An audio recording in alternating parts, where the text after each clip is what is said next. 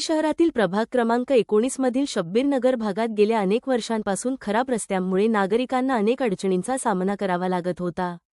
स्थानिक नागरिकांनी आणि युवा नेत्यांनी केलेल्या पाठपुराव्यानंतर नगर विकास विभागाच्या मूलभूत सोयी सुविधा योजने अंतर्गत या भागासाठी 25 लाख रुपयांचा निधी मंजूर करण्यात आला आहे।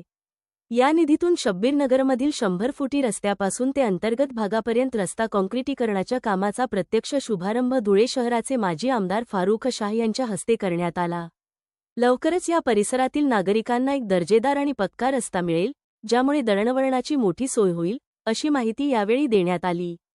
या उद्घाटन प्रसंगी राष्ट्रवादी काँग्रेसच्या महिला पदाधिकारी दीपा नाईक, सामाजिक कार्यकर्ते रफिक शहा पठाण, माजी नगरसेवक सद्दाम खान, समीर खान, एजाज सय्यद, आसिफ पोपट शाह, कैसर शाह, विकन शाह, अजहर अली सय्यद यांच्यासह परिसरातील नागरिक मोठ्या संख्येने उपस्थित होते।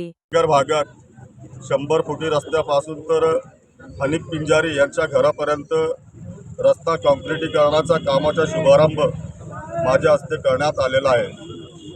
खरं तर ह्या एरियात ह्या भागात रस्त्यांची खूप दुरावस्था झालेली होती आणि त्यासाठी आमचे युवा नेते रफिक पठाण तसेच माजी नगरसेवक सद्दाम हुसेन खान तसेच समीर भाई खान, हिकन शाह, अजहर अली भाई सय्यद आणि येथील नागरिकांनी माझ्याकडे मागणी केलेली होती।